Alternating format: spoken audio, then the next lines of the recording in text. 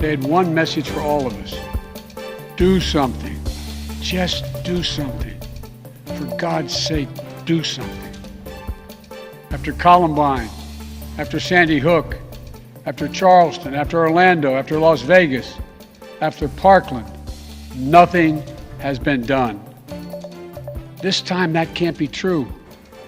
Good evening. Just moments ago, President Biden calling once again for action on guns in the wake of a spree of mass shootings across this country. In his White House address, the president saying families of victims he met with are pleading for change. Now, in recent weeks, Americans in a school, a grocery store, houses of worship, and a hospital have all been targeted, resulting in dozens of deaths. And that prompted the president to address the nation tonight. He's calling for a number of changes to the country's gun laws, including a ban on assault weapons. We need to ban assault weapons and high-capacity magazines. And if we can't ban assault weapons, then we should raise the age to purchase them from 18 to 21. Strengthen background checks. Enact safe storage law and red flag laws. Repeal the immunity that protects gun manufacturers from liability.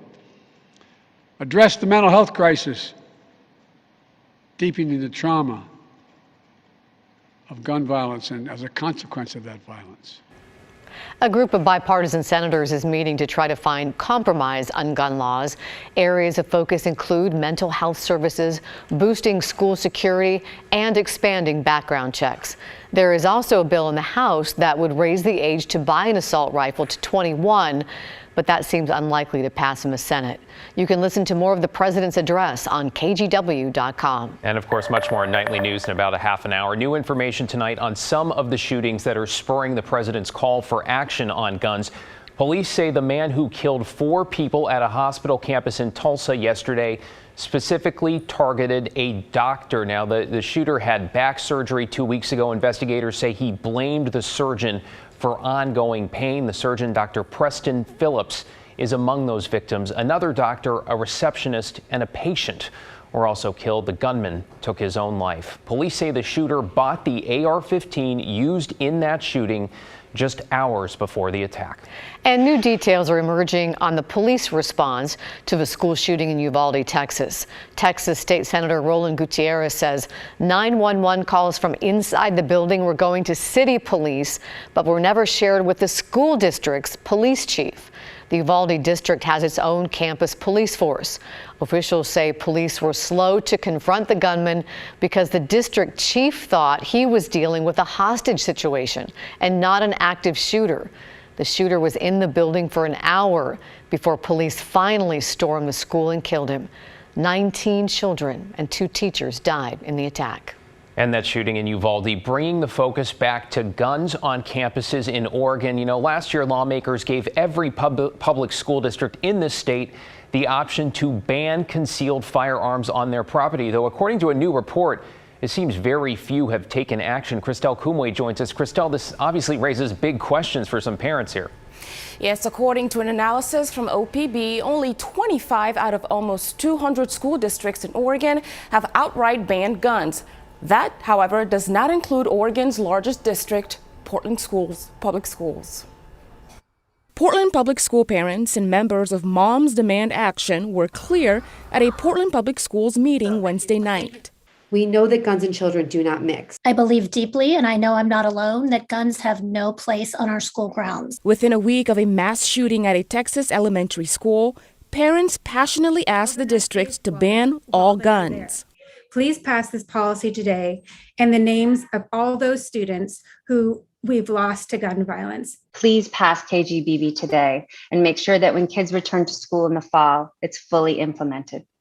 The policy being considered stems from Senate Bill 554, which passed back in September 2021.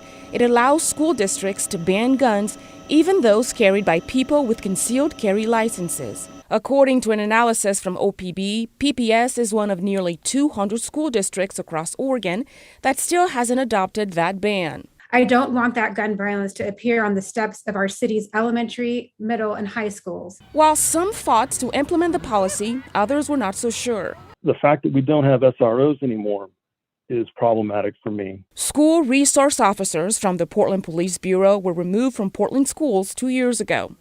And then now that we add a prohibition of CHL carriers, what is the deterrence?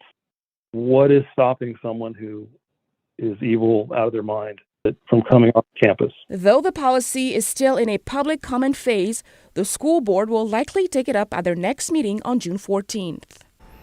Now, it is important to mention some area schools that have adopted that ban, and they include the Tiger Tualatin, Lake Oswego, and Woodburn. David? Thank you, Christelle. Christelle Kumwe reporting. Police have arrested a teenager accused of murder in Gresham. They say the 16-year-old shot and killed 55-year-old Leonard Madden back on May 18th. Police arrested the teen this Tuesday in the parking lot at David Douglas High School. He was in a car with 3 other people. The others were released. Now, police also say they saw a gun in the car. That same day, they received a report the suspect might bring a gun to Centennial High School, though it turned out that was not a credible threat. Now, any connection between that report and the gun in the car is still being investigated.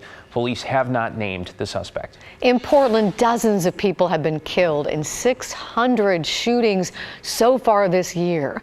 Today, Portland police announced a 33-year-old man was arraigned for one of those deadly shootings. Our Mike Benner joins us from outside the Multnomah County Jail, where the suspect's being held tonight. And Mike, he has quite a history. Yeah, violent history at that, Laurel, and perhaps that explains why a judge did not set bail for Nathaniel Freeman, making it very clear that he needs to remain behind bars. Freeman is now suspected in 2 deadly shootings here in Portland, and this comes after a manslaughter conviction down in California. The man in this video is Nate Grapes. At least that's what he goes by when producing music. His real name, according to law enforcement, is Nathaniel Freeman, and court documents suggest he has violent tendencies. On Thursday, Portland police announced that Freeman was indicted for the murder of Nicole Griffin.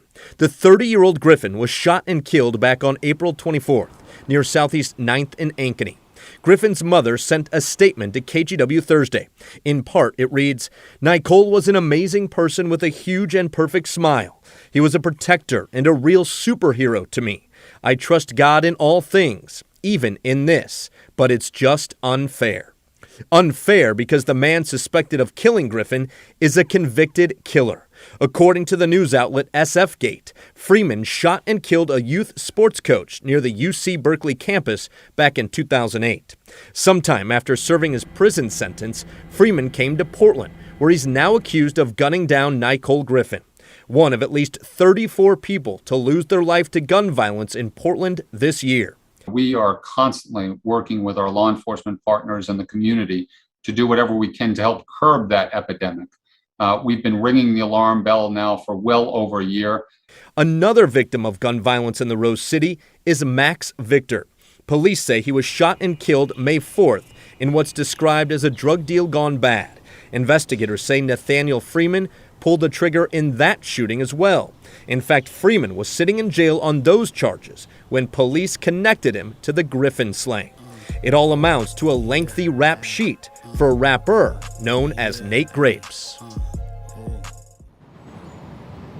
Yeah, clearly detectives with the Portland Police Bureau were instrumental in piecing this all together and tracking down Nathaniel Freeman. We reached out to the Bureau for a comment, but they declined, saying it could jeopardize the cases. David.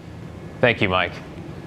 Well, huge news today on the future of the Portland Trailblazers. And when we say it's really big, we are not exaggerating, because according to ESPN, Phil Knight, of course, a very familiar name and face here in Oregon, is working to buy the team. Orlando Sanchez joins us. Orlando, walk us through what we know about the Nike founders' offer right now. You're right about that, David. This is huge. ESPN was the first to report Nike founder Phil Knight and LA Dodgers co-owner Alan Smolensky have made an offer to buy the Blazers for more than $2 billion. The Blazers say an offer was made, but the team is not for sale. John Canzano has been reporting for weeks it's only a matter of time before the team is sold, because the late Paul Allen had instructions to liquidate his trust after he passed away. Canzano says the plan was to put the team up for auction, with the desired price being around $3 billion. Canzano says Phil Knight buying the team is a win for everyone. This would be a very holistic solution for the Blazers, not just some billionaire who doesn't understand the state of Oregon, who doesn't understand the market and the history. You're getting native son Phil Knight in this equation. And that's why I believe, Orlando, that if Phil Knight wants the Blazers, this should be done. My entire conversation with Canzano can be found on the KGW YouTube page. Also, head over to KGW.com. We've got more on the potential sale of the Blazers and how the deal could involve landing a WNBA team. Laurel? Okay, you really got our attention here. Very exciting, and the idea of a WNBA team too. Wow, what a bonus.